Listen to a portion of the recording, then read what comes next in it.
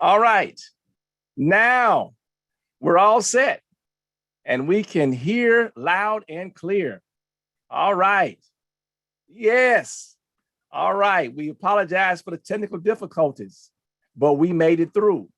All right, wonderful. Okay, everybody, welcome. And isn't it wonderful that you can finally hear me? What was he saying? Wow, we really wanted to know. Well, guess what? I'm going to tell you what I was saying. Is that okay? Welcome, welcome, welcome. Welcome tonight. We are excited for you all to join us in this next series, our next region, talking about our Turn Obesity Around. We're in the Midwest region tonight. Our states of Illinois, whichever way you want to go with it, Indiana, Iowa, Michigan, Minnesota, Missouri, Ohio, Wisconsin, and West Virginia. All right. Of course, we got others who are here and join us each time we have a session. You all are welcome as well. We're looking forward to a great session on this evening. We do want to acknowledge our national leadership, beginning with our president, Dr. Jerry Young, our general secretary, Dr. Alvin Edwards, and the chair of our federal faith-based initiatives, Dr. Alvin Love. And of course, I'm Michael Miner. I'm the national director of our Hope Health Ministry. Guess what? You can learn more about us at our website. Which way I got to go? Go this way. There we go. HopeNBC.com. And we're excited to share this session. And we do acknowledge the collaboration of Novo Nordisk, which has been a great collaborator with us in us sharing about Turn Obesity Around. Now, look, I want to just put a little highlight on this.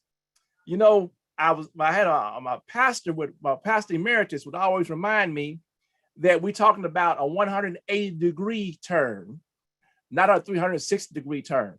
So we're talking about turn obesity around. We want to be the opposite of where we are and not end up where we were before. I just want to make sure that we got that as we move forward. Okay, we do want to, for everyone to take notes tonight.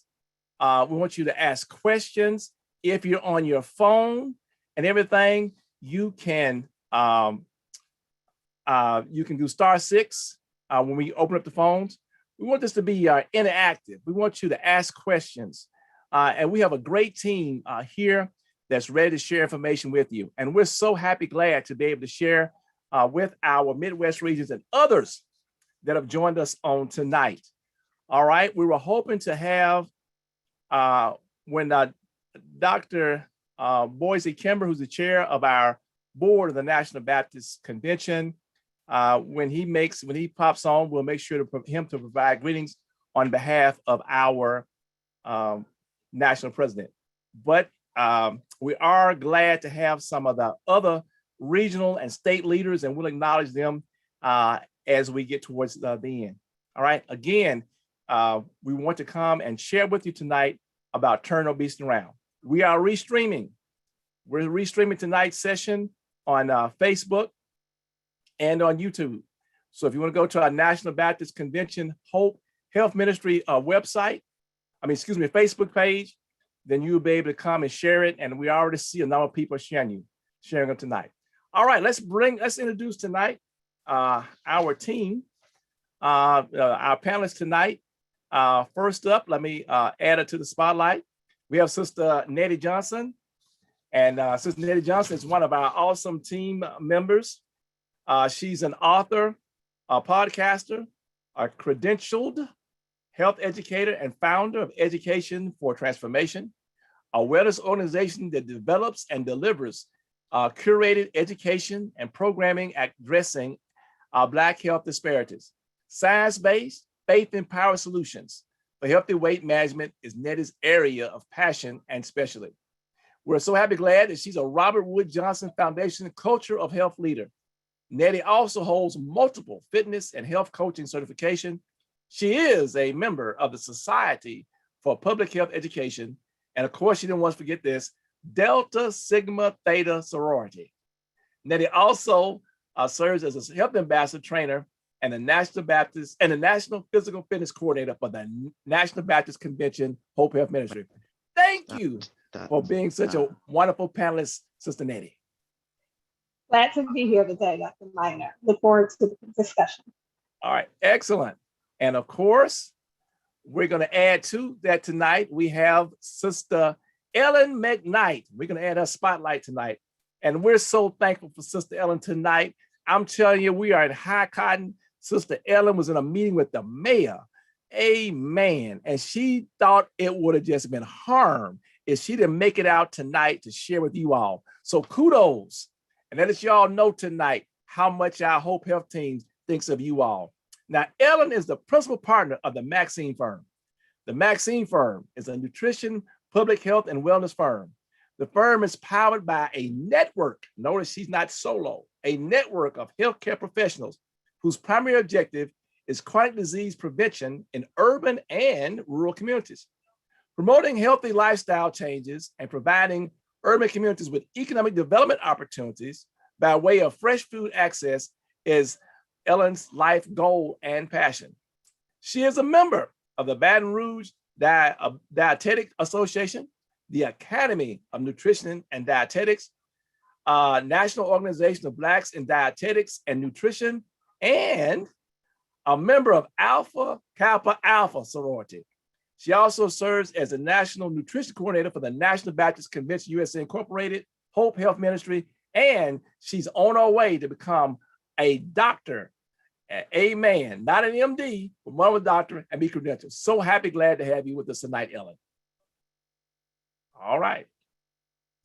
All right, let's get things started tonight and talk a little bit about obesity. Okay. One of the things that we concerned about when it comes to obesity is that sadly, in many of our Black churches, if you're not careful and you get around a lot of people just like you are, you'll think that obesity is just the way it ought to be. Everybody's kind of heavy set, big bone. Everybody eats the same kind of things, and we think that it's all right.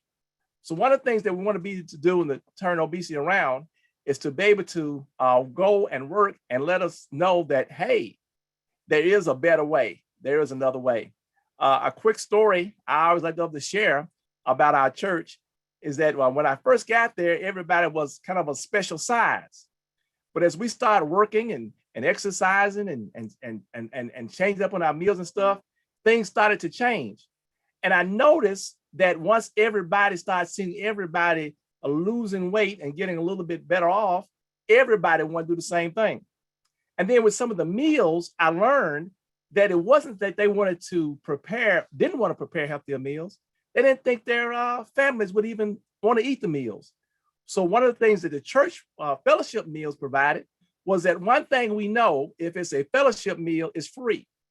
And even though folks may say they don't want to eat it, if it's there in front of them, they're going to eat it. They may gripe, but they'll eat it. And guess what happened? They found out that their families didn't really have a problem with some of this quote unquote healthy stuff. And I'm sure that Ellen will come in and say more about that, but I thought I'd add that on.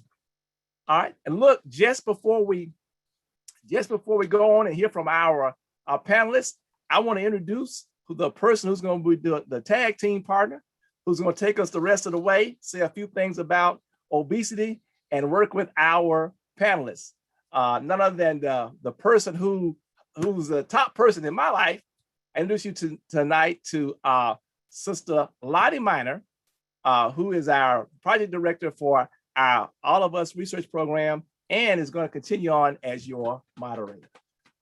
Sister Miner? Well, we thank you, Dr. Miner, and we apologize for being tardy. We had 2 webinars at the same time. When I learn how to replicate myself, y'all, I'll be dangerous. I will be dangerous. All right. Good evening. Good evening, everybody. I'm so glad to be here with you. I'm so appreciative of my husband, and those of you who know him know that he was has been pretty ill, but he was nice enough to pinch hit for me, and I do appreciate him for doing that. I also want to acknowledge our members of our H.O.P.E Health Ministry who are present here tonight. I see our panelists, Sister Nettie Johnson and Sister Ellen McKnight. I see Sister Linda Carper, who's also doing double duty on 2 webinars. I see Sister Bettina Campbell. I don't know who else from H.O.P.E is here. Those are the ones that I see on the screen jumping out at me right now. Hopefully I'm not missing anyone. So happy to be here tonight. I'm sure my husband has already done it, but I'd be remiss if I did not repeat again that this is a production of National Baptist Convention USA Incorporated H.O.P.E Health Ministry. Our president is Dr. Jerry Young. Our general secretary is Dr. Alvin Edwards. Our chair of the Federal Faith-Based Development Initiative is Dr. Alvin Love. And our national director of the NBC USA liaison to the U.S. Department of Health and Human Services is none other than my husband, Dr. Michael Miner. We want to also acknowledge our sponsors for this evening, Novo Nordisk. Novo Nordisk. We want to thank them for their generous sponsorship. And we want to just move right into our presentation for tonight. Of course, let me say this. Let me acknowledge our Midwest region, who we are so glad to have on: Illinois, Indiana, Iowa, Michigan, Minnesota, Missouri, Ohio, Wisconsin, and West Virginia. All right, folks. Let's get started. I want to bring our 2 wonderful panelists up so that you can see them. And I'm always so happy to remove myself from the spotlight on the screen. That is one of the highlights of my duties as a moderator. All right.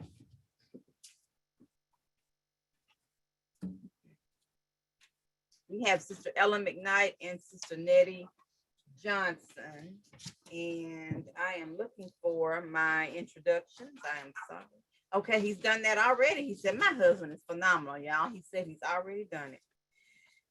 Let's get started. I want to begin with Sister Nettie sharing about some holistic approaches to weight management and the physical fitness aspect of behavior modification. And we know that behavior modification is one of the ways that we can turn our numbers around. And that sounds kind of painful, behavior modification. The word is not as the actual process is not as ominous as the word is. Let me say it that way. So I'm gonna spotlight her, and we're gonna just have a little bit of a talk here. If I can get my computer to do the right thing. Let's see, remove. All right, Sister Nettie.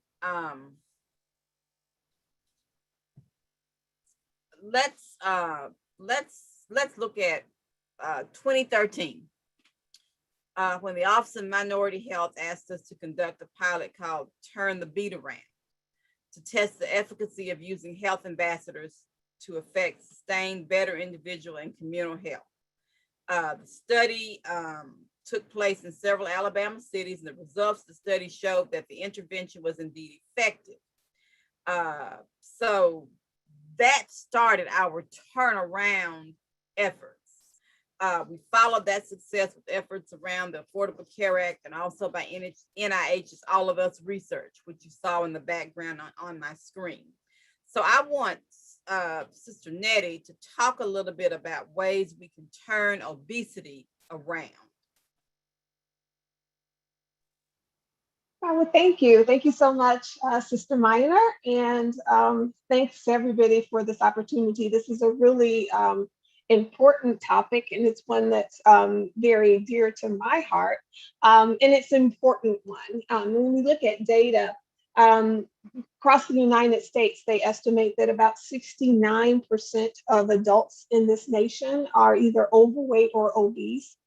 And obesity is a really it's quite a complex health issue that comes from a number of different factors. But one of the reasons why we wanted to do this is because, and Dr. Miner mentioned a little bit earlier about how when something is extremely prevalent, I mean, when we're talking about 69%, that's almost 3 out of 4. When things are very prevalent, we tend to normalize them. We tend to normalize conditions that may not necessarily be the most healthful. And when we look at the disease of obesity, there are a number of health consequences, including complications with high blood pressure, high cholesterol. It is often tied to type 2 diabetes, a lot of coronary heart disease, stroke, gallbladder disease. The list goes on and on. Even has connections with certain types of cancers, including thyroid cancer, breast cancer, liver cancer, gallbladder cancer, and the like. So the fact that although this is a very prevalent condition and it's problematic as it relates to our health, the good news is that there is help and there's hope. And that's what we're talking about as part of the Hope Ministry on how we can help people to kind of turn this condition around. For years and years and years, traditionally, we have heard if you just eat less and move more, eat less and move more, that can help if you have a condition of overweight or the disease of obesity, that's the solution. And that is the basis of the foundation when we look at an energy deficit for weight loss, but obesity and overweight are so much more complex than that. It also involves our biology. There's a genetic component, there are environmental components. And so all of these things come together to make it more complex. And so our solutions need to be a little bit more complex.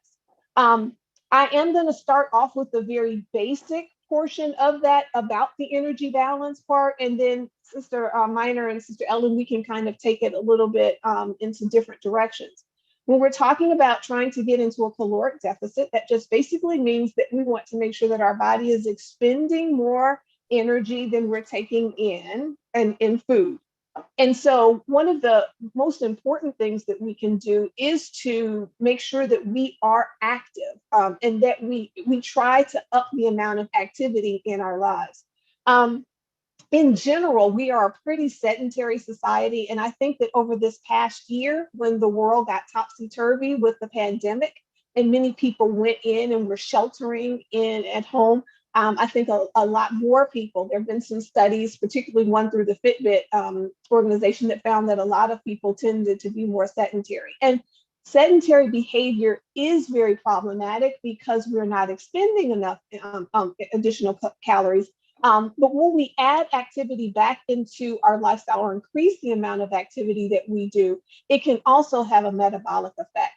And there are many studies that have shown that when people lose weight, when they're coming out of a condition of overweight or obesity, and to maintain that, upping the exercise is tremendously important.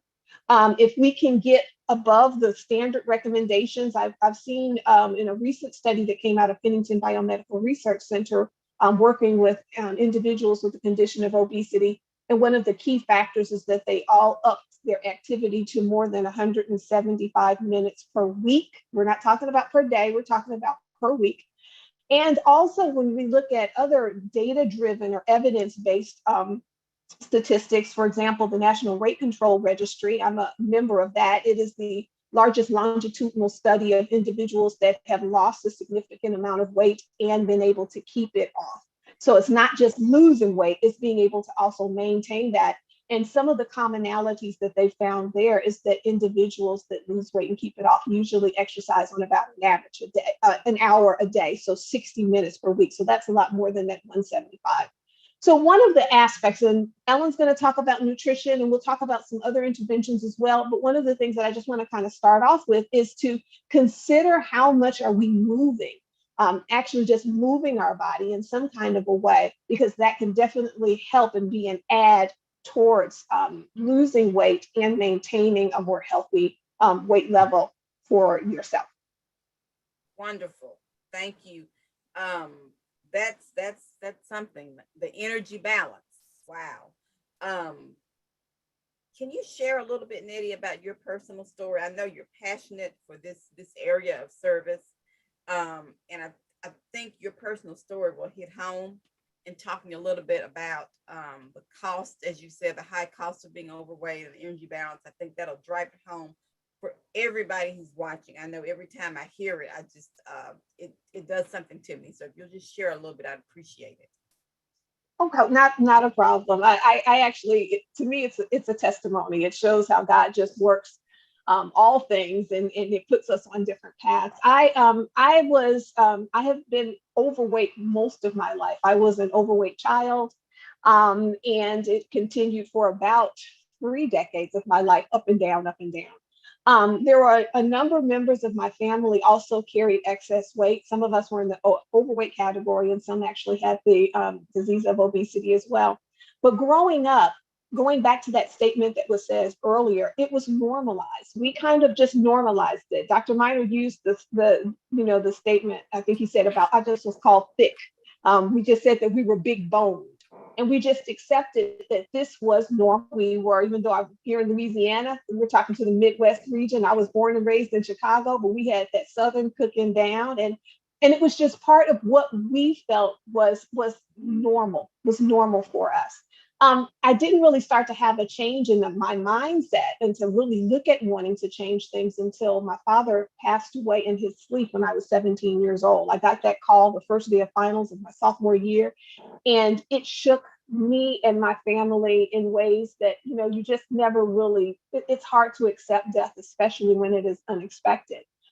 The interesting thing is that we all kept saying, but Daddy wasn't sick. We were surprised because he didn't have cancer. He had not been in the hospital. All of these things that in our mind, I traditionally connected with illness. But in retrospect, in my 20s, looking back, I realized that I really don't remember my father being well or being in good health in my lifetime, because he did have a number of those conditions that I mentioned.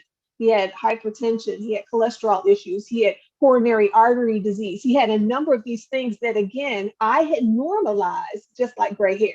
I felt that once you got to a certain age, you're going to have extra weight, and these conditions and being tied to medication is going to be part of it. In my 20s, when I was diagnosed with a heart condition, I decided to make some changes, and then began about a 15 to almost 20-year cycle of going up and down, up and down, up and down. I would lose weight because I would try any and every diet, and it would come off, and then the weight would come back with extra pounds. And this went back and forth. And I don't know if any of you all can relate to that. I tried to add it up at one point, and I was in between 250 and 300 pounds from the up and down, lose 40, gain 50, lose 50, back and forth. And it got so bad that I had to have my gallbladder removed. And in my effort to make myself well, I was making myself sick because I was going about it in a way that was not mindful. I was going with whatever was popular, whatever kind of, and just trying all types of things. To just kind of bring this to a close, in 2000, I made a decision to kind of end this problem, and I joined this national weight loss company for the 5th time, lost the weight, but still continued to struggle.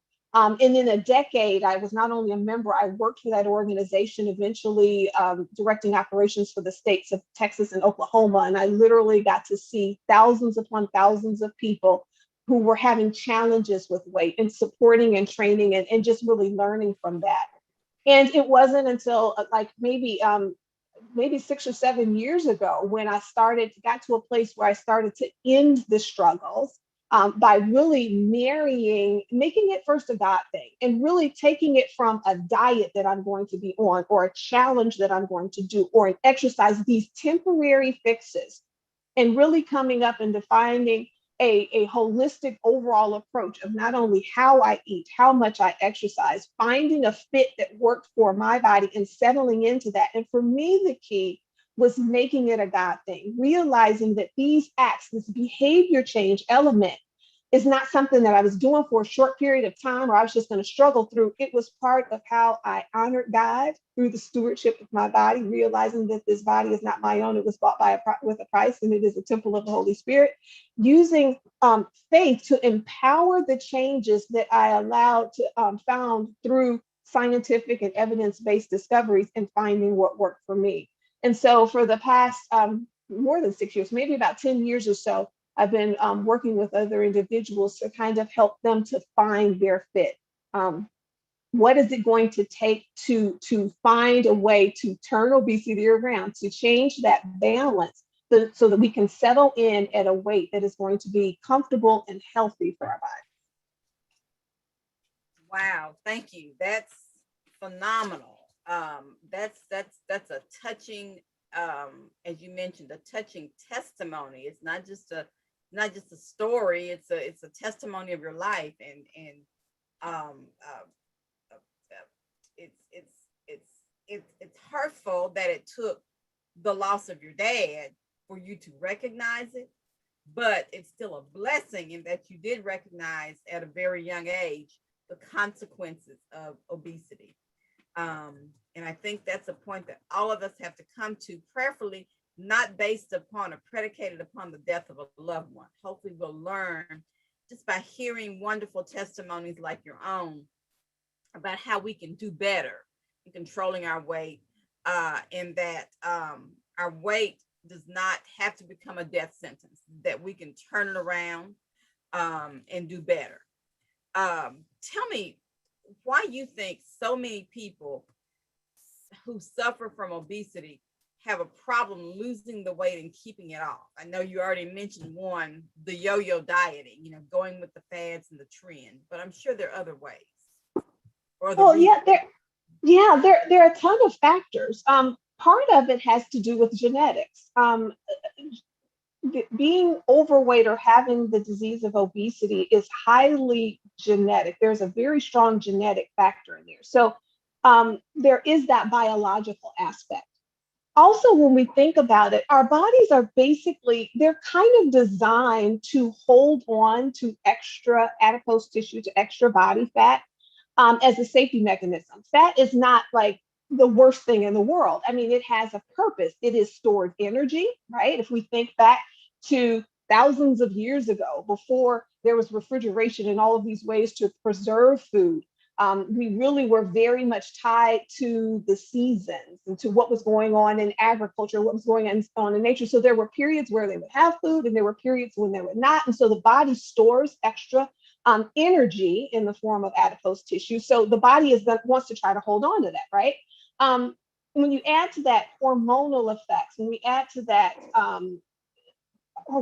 even the environmental elements that are in place. Sometimes medications can help us to actually hold on to extra weight. So your body does not naturally want to lose weight. Further, when we add on to that biological genetic aspect that some of us may have, we also have to think about the cultural and the social and the environmental elements that are involved as well. I love that we're having these webinars, because again, for many people, carrying an extra added amount of weight, so to the point that it is unhealthy, it has been normalized. We feel that there's maybe not necessarily something that we can do about it. There are things in our environment that support that other side of the energy balance. Think about how much the normal environment in the United States supports people sitting, not moving as much, and also getting in food that what I call that is not very nutrient dense. We are surrounded around foods that have a lot of calories and don't have a lot of nutrition. And our bodies are so fearfully and wonderfully made that when we are not giving our bodies the nutrition that it needs, it knows that it is missing. And so we tend to continue to eat more and more. So there are all of these factors that people have to kind of, first of all, have an awareness about, and then not get overwhelmed, right? And then finding a mode or a method or a path to weight loss and weight management that is going to be specific, because we have different biologies, different preferences, different ecology, different environments. Because of all of this, what works for one person may not necessarily work for another. And so it really does take sometimes a concerted effort and a collaborative effort with your, sometimes with your medical health provider, sometimes pulling in, nutritionists, exercise physiologists, health coach. Sometimes it just takes having other folk to help us to get past some of these numerous challenges and barriers that we have to getting the extra weight off. Wonderful. Thank you. I mean, the thing that I picked up on out of the most of everything you just said was about the cultural and the environmental. We spend a lot of time in our culture as people of color around food, and we know that breaking bread together brings fellowship. We know that it breaks down barriers. There's definitely some positives to breaking bread together. It's healthy, mentally, not always healthy to eat alone. But what do those meals look like? I think my husband mentioned earlier about the fellowship dinners at church, the fried chicken, the red drink, all those things. And you also mentioned about how our body holds on to those foods that are not healthy. And we're still hungry because we're not getting the nutrients. And what came to my mind was the Lay's potato chip commercial. Marketing firms know how to get our attention. And you guys know in the commercial about Lay's, they say you can't eat just one.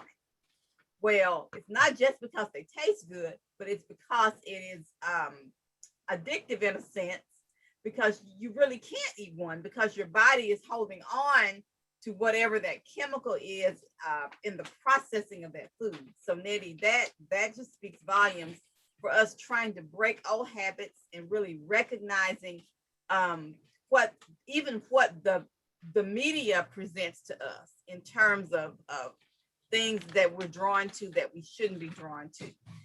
So are there some holistic steps that we need to follow to do a little bit better with counteracting these cultural and genetic and environmental issues, or even exercise that you think we should specifically do or start with that's going to help us really do better on turning this obesity problem around?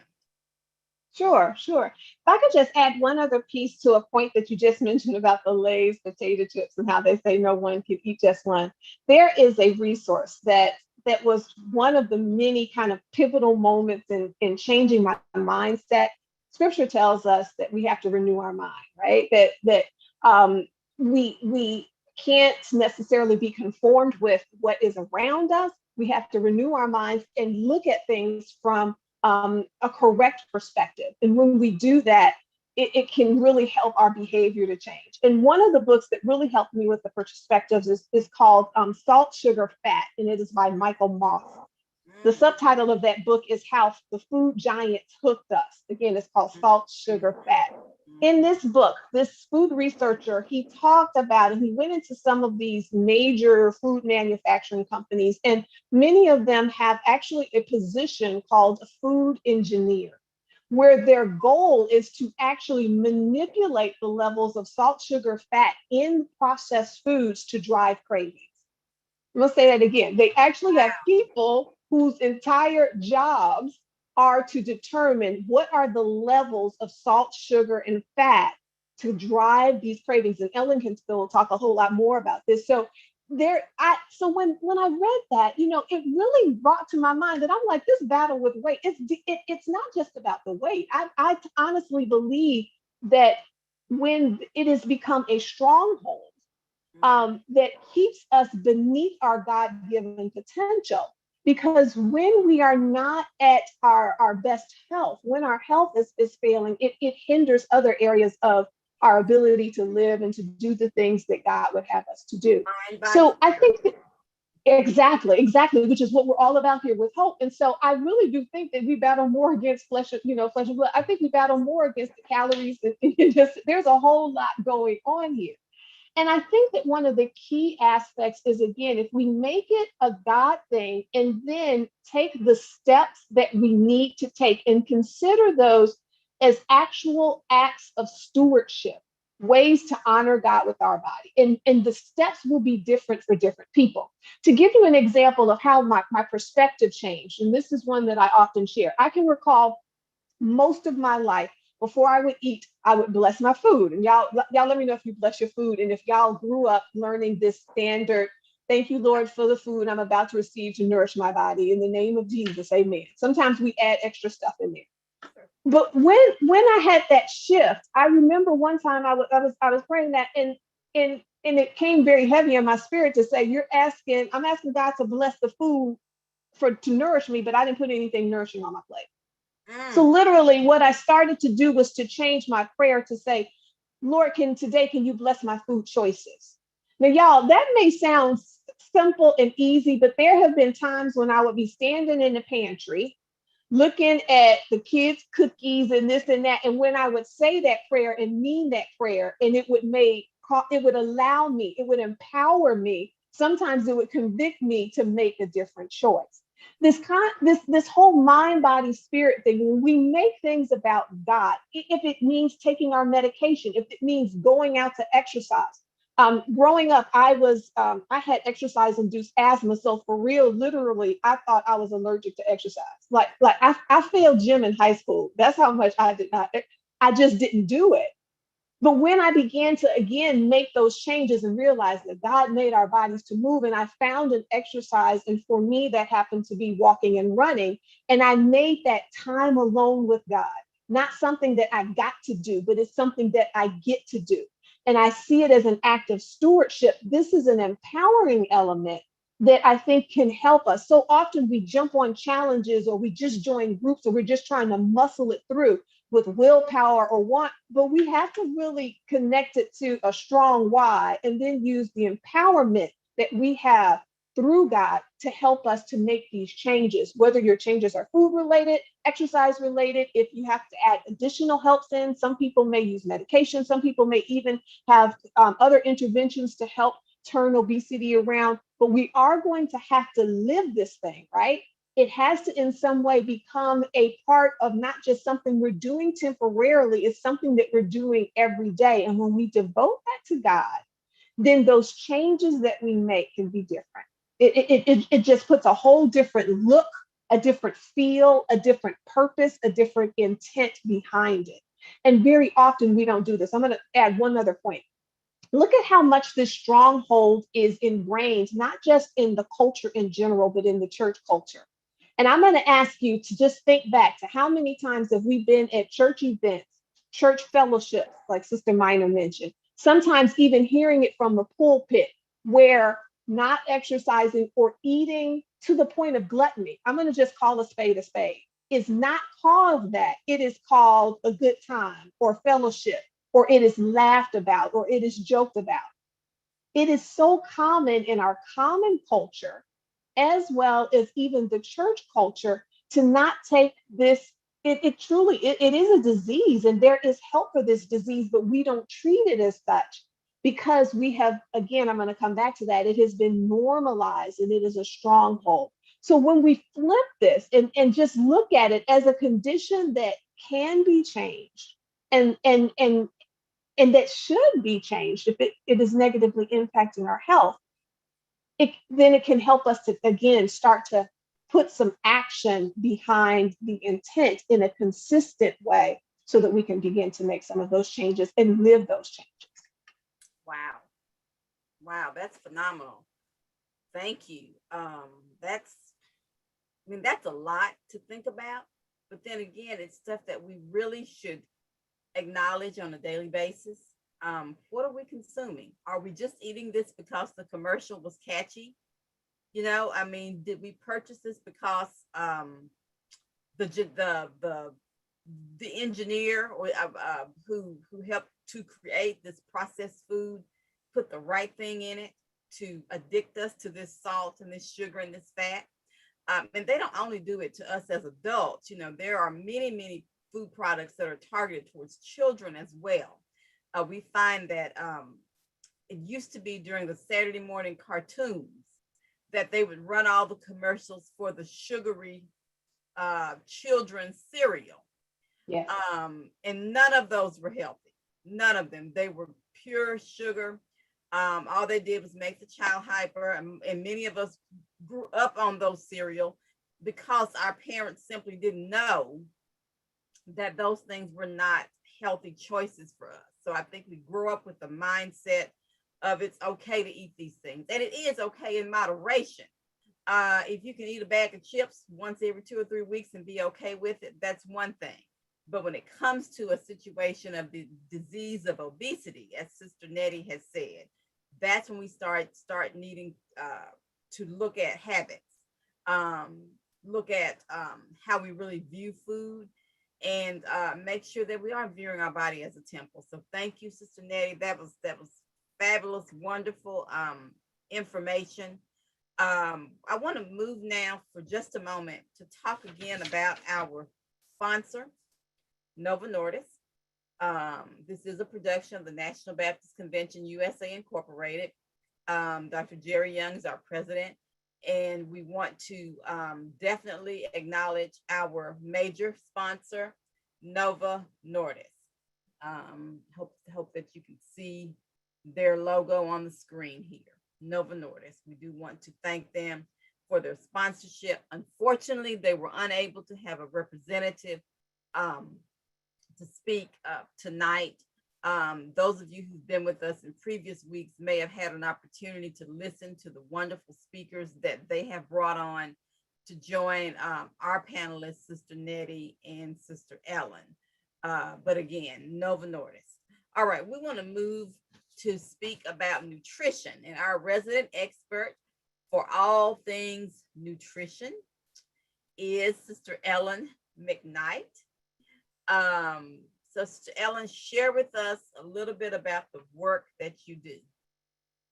Well, thank you, Sister Minor. Hello, everyone. My name is Ellen McKnight. I am a nutrition, wellness, and public health advocate. And like they mentioned earlier, I am the principal of the Maxine Firm. And so what the Maxine Firm has the opportunity to do, we partner with public, private, and municipal entities to provide culturally appropriate health literacy, nutrition education programming across the state of Louisiana and across the southern region of the country, particularly in rural and urban communities. And so I'm so excited about this event this evening. You know, Sister Nettie was talking, and she's one of my partners in crime here in Louisiana. And every time she shares, I pick up something new. And so, she was mentioning so many important things. And as she was listing them out, I'm writing all these things down. And, I'm in summation, I'm like, she talked about food engineers, she talked about environment, she talked about access, she talked about, judgment as it relates to culture. She also talked about, our practices, in the church. And, in summation, I'm hearing barriers to, healthier living. And so, it's so important that she's bringing them up to raise awareness.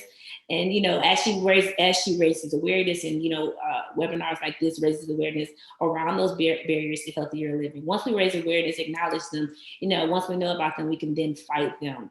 And so, my background is in human nutrition and dietetics. That's what my bachelor's is in, and I have a master's of public health.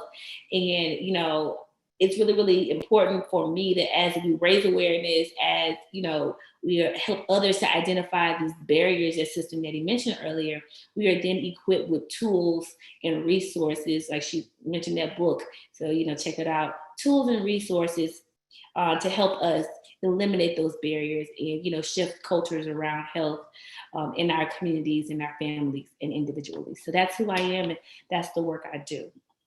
Wonderful. Thank you. You are definitely well qualified to speak to us tonight about nutrition, which is so very important. Um, what role does nutrition play in the NBC USA Hope Turn Obesity Around initiative? And so, I'm really excited about HOPE, the HOPE initiative with the National Baptist Convention, and Dr. Miner and Sister Miner, and the work that you all have been doing for years around this health work. And it's really, really important because, like the HOPE approach, it's an integrative approach to overall wellness. It's not just one thing, right? So, it's the physical activity component, it's the cultural conversations, and it's the nutrition as well. And so often nutrition is really on the back burner. It is really preventative medicine. There's a saying that, let thy food be thy medicine and thy medicine be thy food. And so if we can encourage folks to do the right thing on the front end, and we can, and as it relates to their nutrition, putting things in their body that are whole, that are right, that are just, that are pure, you know what I mean? I think that, we will all be the better for it. Individually, our families, our churches, and our communities, right? And so it's just really, really, really important to be on the front end of it, because oftentimes, when you're on the other side, when you're not you're not a part of preventive medicine, you're in the treatment and the management phase. And that's when things have gotten so bad that, we have to treat this, or, we have to manage this chronic disease or this chronic illness. And a lot of times, one of the first things that they do, in addition to, medicine, they're going to restrict your nutrition. They're going to alter your diet. If you go into the doctor's office because you had a heart attack or some type of,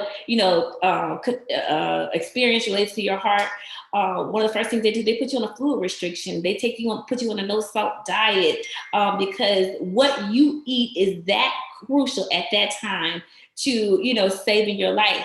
Or say, for example, we realize, hey, over a period of time, your kidneys have now failed. Well, you've been doing your third thing for the last 20 years, drinking whatever you want to drink, eating what you want to eat, as it relates to salt, as it relates to sugar for, these 20 years. Now, if you drink one Coke too many, that's it for you, literally in a day, because I had a Coke today on Wednesday, as it relates, as a result of, my kidneys, being injured, or my kidneys failing, or being in dialysis, on Friday, I might be dead because, nutrition is just that important.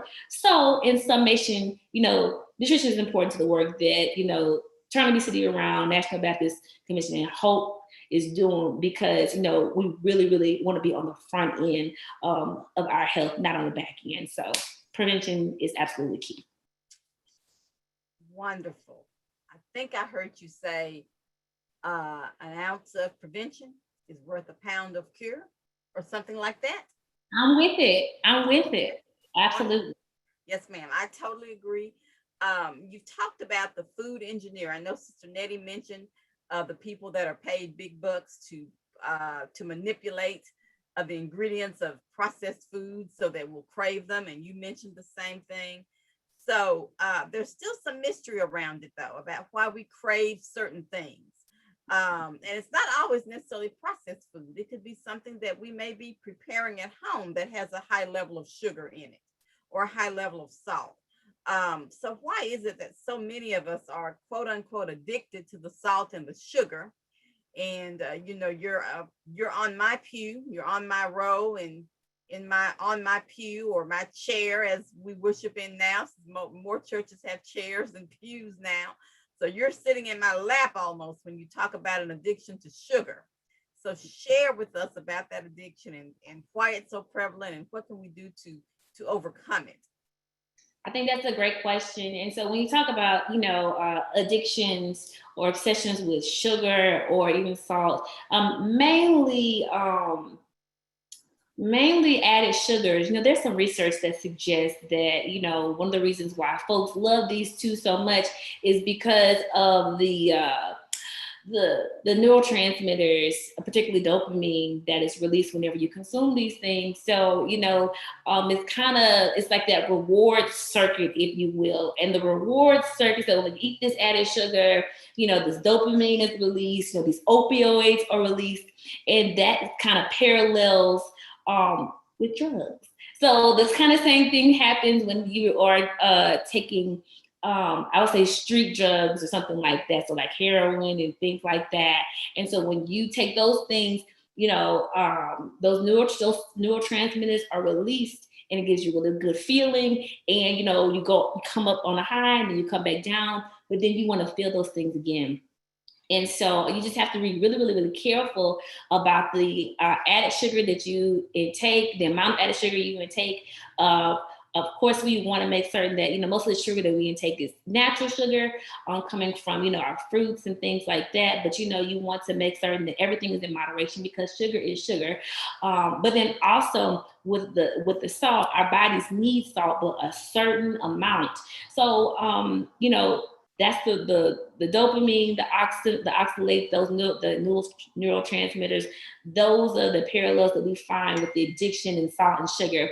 But moreover, let's talk about some patterns, and let's talk about culture, and let's talk about some things that in developing our palate. Because oftentimes, at a young age, if you start, like you talked about those sugary cereals, if you start out your children with, eating sugar constantly or having a high tolerance for, sugar, or developing a high tolerance for salt, that's just going to continue as they get older, right? So say, for example, there's some folks that are like, hey, the yellow arch sweet tea is super sweet, okay? But to the next person, they're like, it's just right. You know what I mean? There's some folks that'll say the yellow arch fried potatoes are super salty. And then the next person will be like, no, they're just right. What am I saying? I'm saying is we have to develop our taste buds are developed over time. And so if you start out your children, or even you as an adult make a decision that, hey, I need to kind of reduce my added sugar intake. I need to reduce my salt intake. You're just gonna, once you do those things and start cutting back, eventually you'll taste it and be like, oh, that's just too sweet for me, or oh, that's just too salty for me. But one of the best things that you can do is start your children earlier, change some of the patterns and the cooking methods and preparation methods around the house. Like say, for example, like I used to eat, like whenever I would go to IHOP with my friends, I used to eat the syrup. I get refined pancakes with syrup. But at some point when I started changing my diet, I was like, hey, I want the whole grain pancakes that they have there, because they have those at IHOP. And they also have sugar-free syrup. And when I started using that, it was like, hey, I couldn't taste the difference anymore. You know what I mean? I'm from the South. I loved sweet tea. But I started, identifying that, hey, this is not good for my kidneys. This is not good for my blood sugar. Type 2 diabetes runs in my family, which, a lot of research has linked that to Alzheimer's and dementia. Added sugar is not good for my mental health. It's associated with anxiety and depression. So that's the reward circuiting that we talked about earlier. And so, as a result of that, now when I go out to restaurants, I'm going to order a glass of water. I'm going to drink that first. And then I'm going to order another glass of water, drink half of that, order my sweet tea, and then dilute that sweet tea with water. So how? I get the volume, so I quench my thirst, but then I cut the sugar. And so just small things like that. When kids are consuming juice at a young age, it's the recommendation, that they only have a certain amount of juice a day. Well, now certain organizations are encouraging parents to always cut the juice with water, even if it's 100% juice. So you asked about the the addiction. There are some opioids in these products. Naturally, there is dopamine, these neurotransmitters that are released in the system. But in addition to that, we have some patterns that are developed from our childhood, and as parents, and grandparents, we can be proactive about, watching and curtailing and changing some of the foods, sugar and salt that our kids eat, y'all's kids. Wow. So we can control this if we're cognizant of what we're eating, mindful of it. I hear people all the time say to eat slowly, so you taste your food. I think you kind of hit on that a little bit when you talked about how some people have trained their palate to where they know when something is too salty or they know when something is too sweet. Conversely, other people have trained their palate where they crave more and more of the sugar. So we want to move to the end of the spectrum where we can very quickly realize, okay, this is too much, and move to a healthier option. I think that's fabulous. I want to talk a little bit about the yo-yo dieting that Sister Nettie talked about in her personal testimony. Talk a little bit about how nutrition and yo-yo dieting work together, or don't work together, I should say.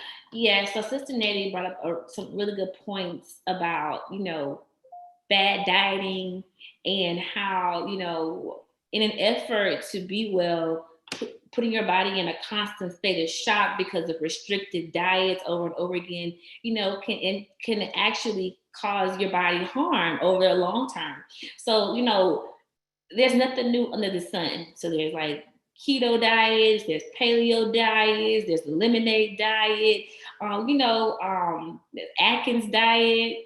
That whenever you think about diet, you really want to kind of get that out of your vocabulary. You really want to move more towards lifestyle changes.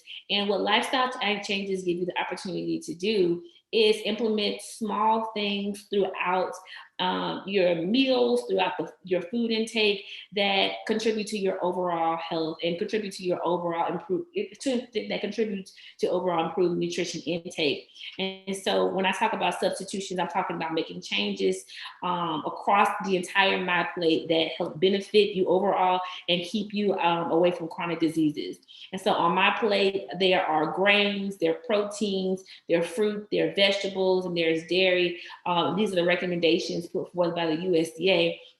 It took the place of my food pyramid. But essentially what that My Plate is encouraging you to do is every time you sit down to your plate, breakfast, lunch, and dinner, you want to make certain that you have a variety of colors on your plate. You want to make sure you have a variety of foods on your plate. And we also want to encourage you to try foods from different cultures on your plate. Why? Because the variety of colors particularly offer your body different vitamins and minerals. We're not eating for the heck of it. We should be eating for the health of it, right?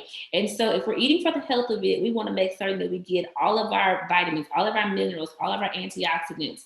And so that's why you need the red foods, the blue foods, the purple foods, the yellow foods, the orange foods. All of those foods do different things. And I always, give the example, of the red foods. They're high in lycopene, and we know that lycopene helps prostate cancer. The blue foods and the purple foods, those are high in antioxidants. And the antioxidants help fight free radicals that are found in our bodies. And we know free radicals cause cancer. Orange foods are important because they have beta carotene. And we know that beta carotene helps with our eyes and our vision. And, we need, our dark green leafy vegetables for a number of things, but we know that those are also high in calcium. So, it's really important that we eat a variety of food, a variety of colors. We make certain that we consume our whole grains instead of white grains. If we're trying to stay away from type 2 diabetes and lower our cholesterol, we want to make certain that we are consuming fresh fruit and vegetables. We also want to make certain that we are consuming lean proteins and healthy fat, because we know that healthy fat contributes to improve overall mental health as it relates to depression and anxiety. And we want to make certain that if we are still consuming milk, that is low fat, 2%, 1%. And then also, if we're not doing milk anymore, then there are other options like almond milk, cashew milk, so on and so forth. Because what we really want from the milk is we want the vitamin D and the calcium, and we don't want the fat and the sugar. So, there's opportunities everywhere for you to make small changes across the spectrum as it relates to your nutrition. So I hope I answered your question, Sister Nettie. Not Sister Nettie, Sister Mine. You did. You answered it beautifully. So moderation is one of the major things I heard there. Moderation, instead of yo-yo dieting, and lifestyle changes if we're really going to turn obesity around. And you guys notice from our pictorial here, where we're turning obesity around, the way that the traffic sign is pointing is the person is just making a turn, making a change. It's not a full circle. It's not a 360, because if we're doing 360, we're ending up right back where where we started. So instead, it is making better decisions about our plate, better decisions about our exercise, and in cases where it is necessary, better decisions about medication management with the assistance of our provider. Want to mention again that our sponsor is Novo Nordisk, and we want to, of course, acknowledge again the National Baptist Convention USA Incorporated. Dr. Jerry Young is our president. Of course, this is a production of our Hope Health Ministry. We do have some members of the Hope team on tonight, in addition to our wonderful panelists who we appreciate.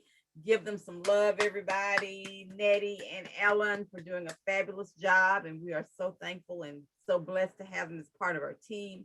But we also have with us tonight Sister Linda Carper, Sister Bettina Campbell. We have, you saw Dr. Miner earlier. We also have Sister Fannie Fair with us, and she is the individual who for many, many years was the coordinator of National Baptist Congress Health Fair. She is still a part of our Hope team. Sister Fair has dialed in, and we just want to acknowledge your presence and say how happy we are that you joined us tonight, Sister Fair. We also want to acknowledge on our call tonight, we have, since we're talking about the Midwest region, we have Sister Teresa Fales Farr, who is our Midwest regional point person. And we have Sister Janet McElrath, who assists Sister Farr. In addition to that, we want to acknowledge Pastor Wallace Mills. He's with us tonight. He is the president of the Wolverine State Convention, which is one of the larger conventions in the Midwest region. I want to bring both our panelists back up for just a moment to give them an opportunity to give closing remarks or closing thoughts, and to answer some questions as well. So let me take a moment and just go to the question box here. We have a question from Ms. Ethel Hill, who hails from the Mississippi Delta. We actually have two questions from her. The first one is, what about ice cream that does not have sugar in it? From a health, from a nutrition standpoint, your thoughts on that? And then her second question, is honey better for us than sugar? And I'll let whichever one of you wants to take that question. I'll take a stab at those. So the first question is ice cream with no sugar better? So it definitely sounds better. My question would be, there's something in the ice cream that is causing it to be sweet. And so it just depends on what that something is. Is it a natural sweetener or is it an artificial sweetener? And oftentimes artificial sweeteners, such as aspartame, they are like 1,000% sweeter than other sweeteners so that you can have less of it. But some of those artificial sweeteners are laden with chemicals and additives and things like that that have adverse effects on the other parts of your body. So if it is no sugar added, I would encourage you, not just with the ice cream, but with anything that has a food label, to look at the food label and look at the ingredients. And if it says no sugar added, I'm pretty sure somewhere on there might be an artificial sugar. And if it's not an artificial sugar, if it's like a stevia or like stevia, extract or something like that, or a honey, just kind of check it out. But if it's an artificial sweetener, I would encourage you to look up that artificial sweetener and look up how it affects your body. So that is but if you had to choose between sugar with ice cream and sugar that is sugar-free, I would always encourage you to do the sugar-free ice cream. Sherbet is another, sugar-free sherbet is also another option. And then sugar-free sherbet, and then also if you just like that, that kind of like that cold sweet taste, I would also encourage folks to lean more towards yogurt that isn't as sweet. If you want that sweeter taste, because it has probiotics in it, and it's a lot better for your gut health. So read the label, check to see what it's sweetened with. Is it artificial or is it real? And if you can meander over to yogurt land, that would be great because of the microbes and the good bacteria in there. You also asked about honey. Honey is super awesome because it's an antimicrobial. Is it better than sugar? That depends on which research article that you pick up, because there's a lot of back and forth with it. But when you talk about sugar, I'm assuming you're talking about white processed sugar. I'm always going to go with honey because it is a natural sweetener. You can't overdo it because it is still sugar. But like I said, it is antimicrobial. And it's a little bit better for you in that way. But when I'm sweetening my teas and things like that, I'm definitely going to go for honey instead of the processed white sugar. So yeah. Great, thank you. Can I add one thing on to something that Sister Ellen said that I think is so powerful when she talked about how to check out for the artificial sweeteners that are on there and how they are, like you said, 1,000 times more sweet than standard sugar. And remember when she was talking earlier about how it actually affects our neurotransmitters. The biblical principle that I connect this to is what we feed grows, right? So, scripture tells us over and over again, the more we read the word of God, the more we will love the word of God, the more it is, and the same applies even with food.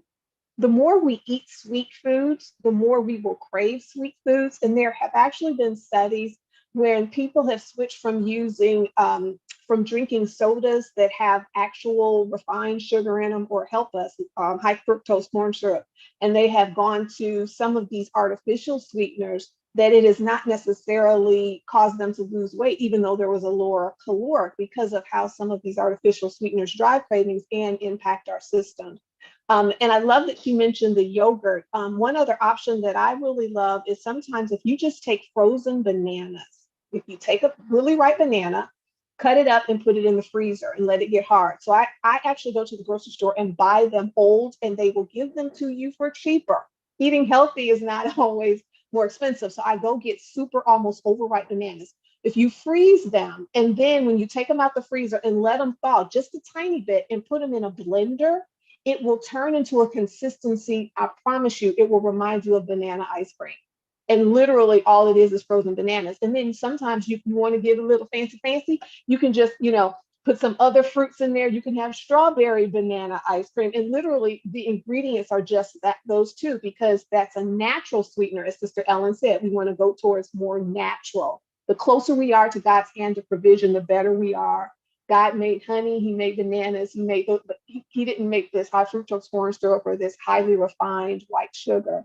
So just wanted to add that tip in as well. Try that frozen banana ice cream. It's delicious. Wow, and I agree. I have had the frozen banana ice cream. It is great. So thank you both for your answers to those questions. And thank you, Sister Hill, for asking.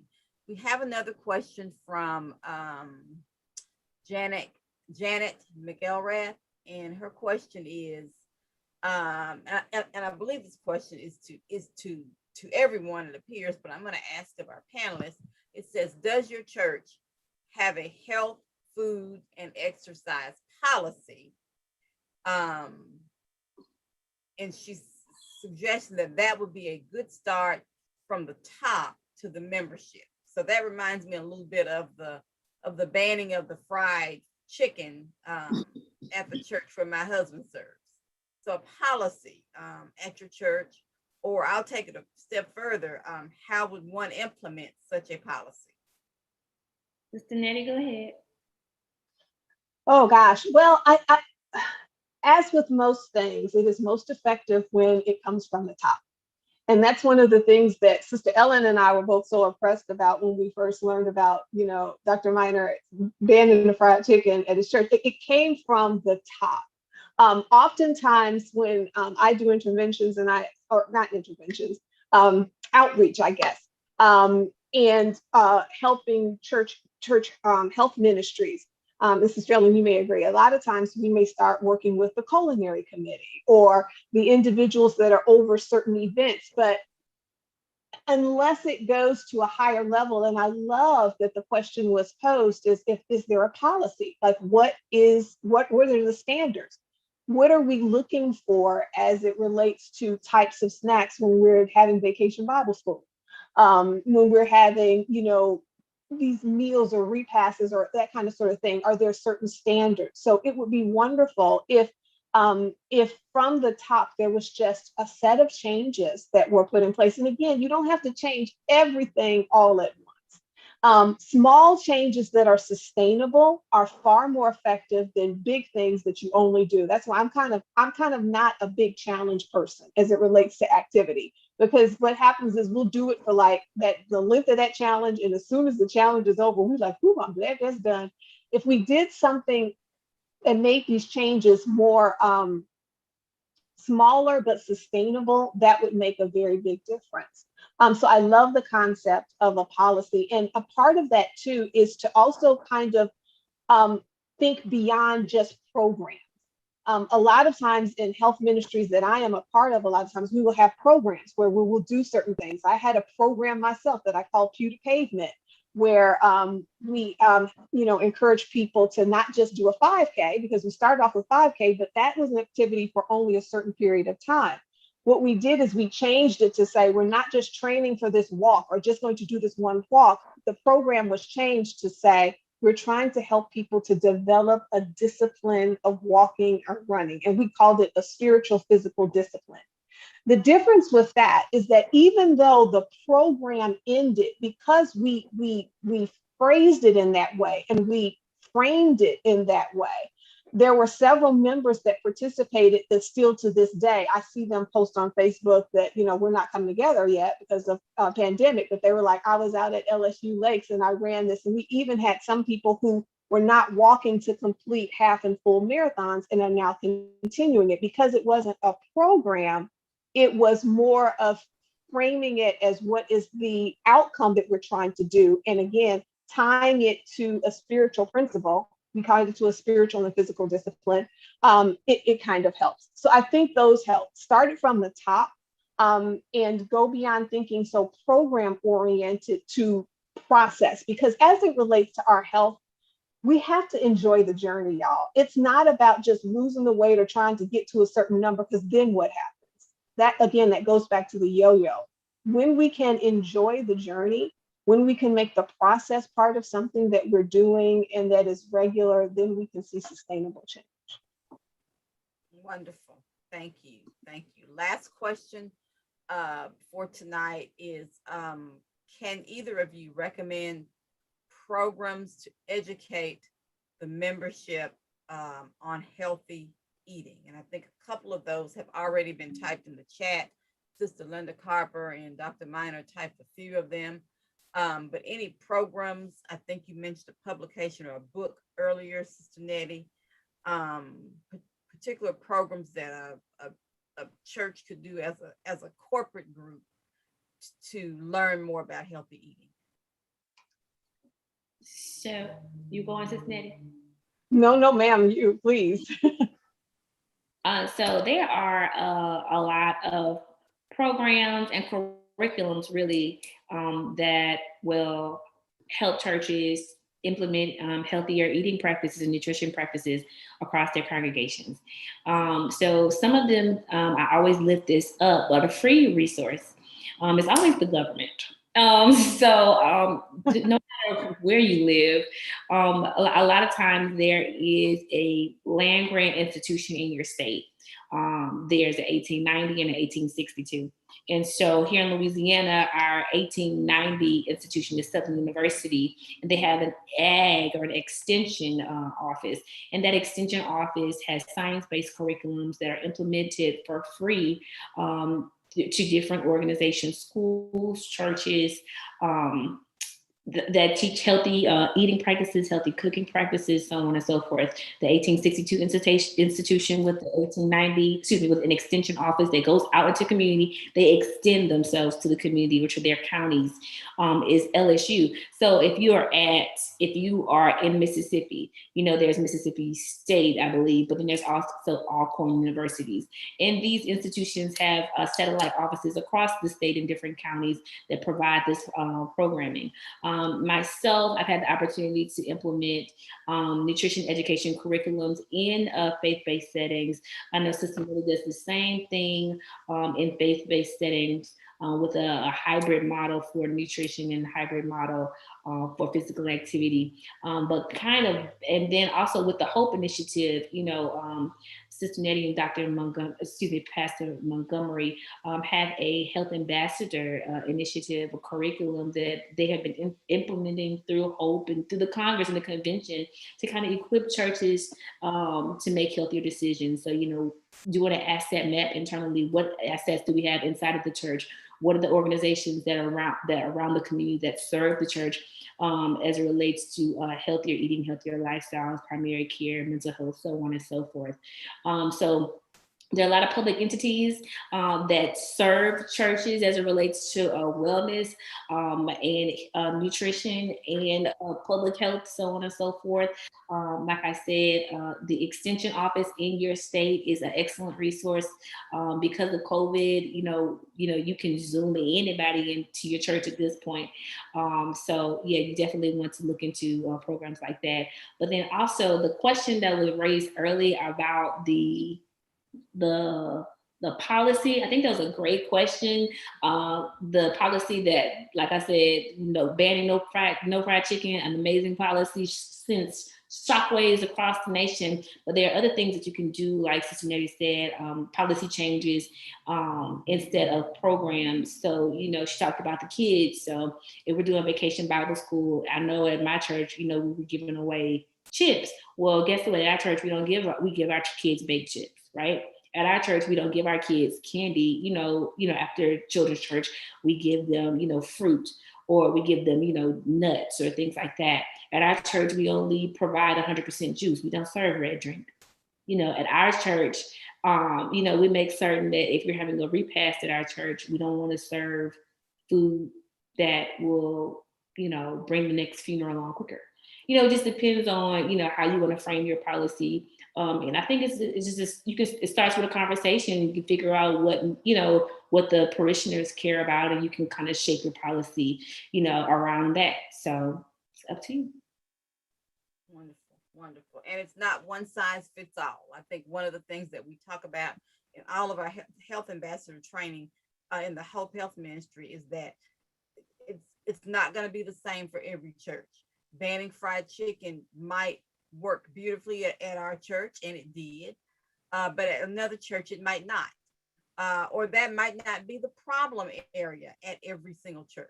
Other churches, the issue might be the sugary drinks, or it may not even be directly related to food. It could be some other habit that directly affects our health in a negative way. For example, it could be smoking. You'll ask people, if you do a survey in your congregation, health-related survey, asking individuals if they smoke. Some of us good Christians are going to tell a fib on that survey and say no, but yet your waste can or your parking lot may be littered with cigarette butts. So it's obvious that your focus area might need to be smoking cessation. It's about the whole man, the whole person, and what we do, how we handle this temple. Thank you for mentioning our health ambassador training, which is a free training that we do across the country for congregations and the communities that they serve. The trainings are available. Thank you, Sister Linda Carper, for posting that in the chat on our HOPE YouTube channel. Available also if you go to www.hopenbc.com. There are a plethora of resources that our health ambassadors offer. You're meeting tonight our nutrition expert and our health coach. We also have a mental health expert, Sister Bettina Campbell, who's actually on tonight. She's a member of our team.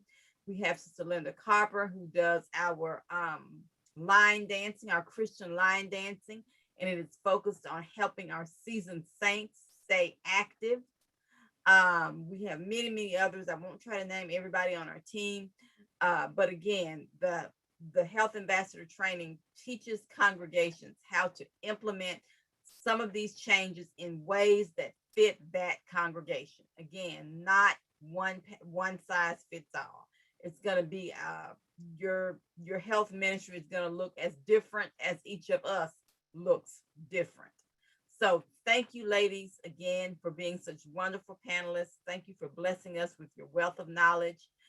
We again do want to recognize our president of the National Baptist Convention USA Incorporated, Dr. Jerry Young. We want to acknowledge also our General Secretary, Alvin Edwards, our chair of the Federal Faith-Based Development Initiative, Dr. Alvin Love, and of course, our National Director of NBC USA Liaison to the U.S. Department of Health and Human Services, Dr. Miner. Again, our sponsor tonight was Novo Nordisk. We do thank them. We do also want to acknowledge that there are some circumstances where the dietary changes, the lifestyle changes, the adding more physical movement into our lives does not always work for everyone. There are some individuals who do need medication to help manage their weight, to help manage some of the health disparities that come on because of carrying excess weight. There are some individuals who even have to have surgical procedures to help them keep the weight off. But we do want to point out that those are the last resorts after everything has been exhausted in terms of nutrition, exercise, and other lifestyle changes. Those are legitimate solutions for some individuals, but I would say not for most people. Most of us are able to manage it if we follow some of the wonderful suggestions that have already been made tonight. Sister Nettie and Sister Ellen, any other comments on the medication or the surgical measures that are out there? Nothing else? No, All right. I think you hit them all on the head. Wonderful. Thank you. We appreciate you all.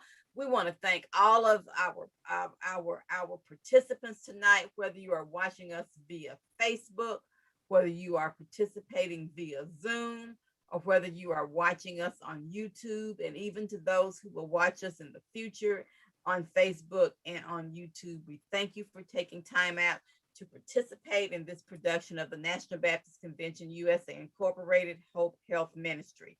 We again acknowledge Pastor Mills, president of the Wolverine State Convention, for being with us tonight. I do want to open up the line once we go off social media and give him an opportunity to speak to our Zoom participants.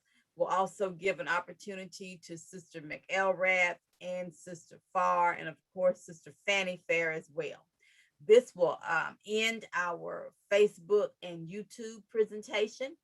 Again, we thank you for participating. Thank you for joining us tonight. And it is our prayer that something has been said tonight that will help the constituents of the National Baptist Convention turn obesity around. Again, we acknowledge Novo Nordisk and we thank them for their very generous sponsorship.